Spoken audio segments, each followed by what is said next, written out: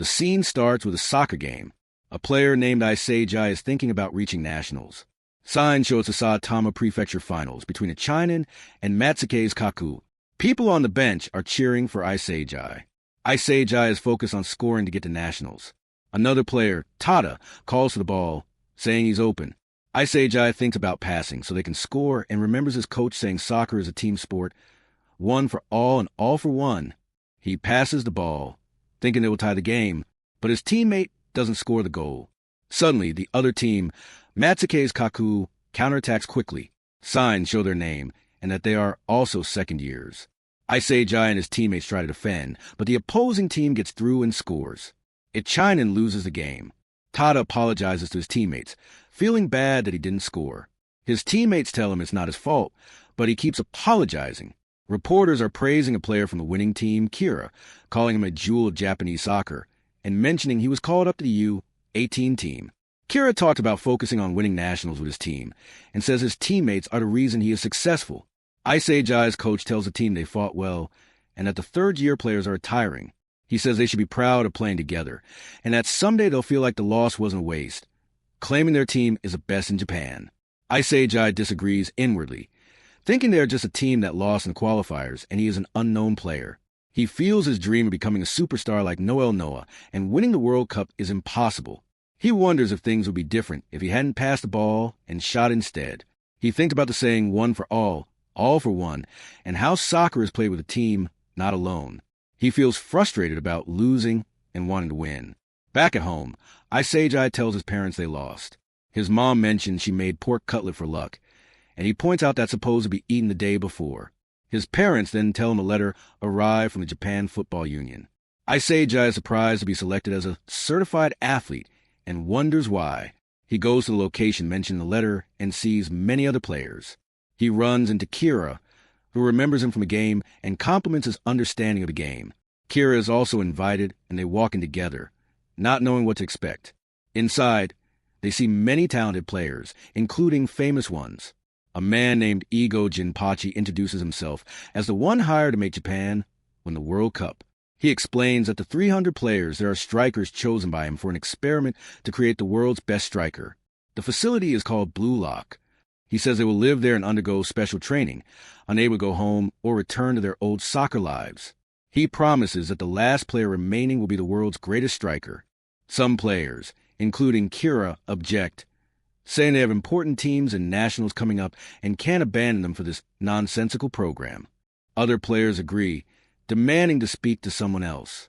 Igo calls him seriously ill and says anyone who wants to leave can go. He asks if being the best high school team in Japan is more important than being the world's best striker, criticizing Japanese soccer for focusing too much on teamwork and sacrifice instead of scoring goals and individual greatness. He states that soccer is about scoring more goals than the opponent, and the one who scores the most is the greatest. He tells anyone who just wants to play friendly games to leave. Kira argues that he respects Japanese players who fought as a team and that Igo is wrong. Igo points out that the Japanese team has never won the World Cup, and he's talking about being the best in the world. He quotes famous players who are egoists, saying that's what Japanese soccer lacks. He believes you need to be the world's biggest egoist to be the world's best striker. Isei finds what Igo is saying hard to accept, but also feels like he hasn't achieved anything by following the old ways. Igo describes a scenario in the World Cup final, where a player has a chance to score the winning goal but could pass to a teammate for a guaranteed goal. He says only an insane egoist would take the shot themselves. He tells them to come in, abandon common sense, and focus on their own goals. Isei realizes he is a striker and decides to stay. Other players also decide to stay and compete.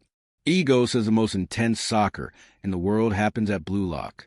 Isei finds his assigned room, Room Z, based on his low ranking, 299th out of 300. Kira is also in the same room, relieved to know someone.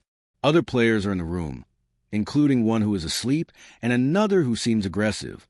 Another player, Igarashi, recognizes Kira and is excited to meet him, explaining he doesn't want to take over his family's temple business and sees this as a chance to change his life. Igo appears on a screen and explains that the roommates are also rivals. The numbers on their uniforms show their ranking, which can change. The top 5 players will play in a tournament in 6 months and be forwards to the U-20 World Cup. However, anyone who loses at Blue Lock will never play for Japan again. Ego announces a game of tag to measure their ego. The person hit by the ball becomes it, and the person who is it when time runs out is eliminated from Blue Lock and will never play for Japan. No hands are allowed. Igarashi, being the lowest ranked, starts as it. He decides to play seriously because he doesn't want to become a monk. The game begins and Igarashi tries to tag someone. Some players are very athletic and avoid him easily. Isei is worried about being eliminated. He realizes he needs to hit someone to survive and thinks about targeting a lower-ranked player, but then understands he needs to beat someone stronger to change. But Kira, another player, agrees and proposes targeting the strongest player on the field, Kira, who is ranked much higher. But Kira takes the ball from Isei and launches it toward Kira. Kira dodges the ball, but with time running out, Kira quickly passes it back to Isei, who is left in disbelief.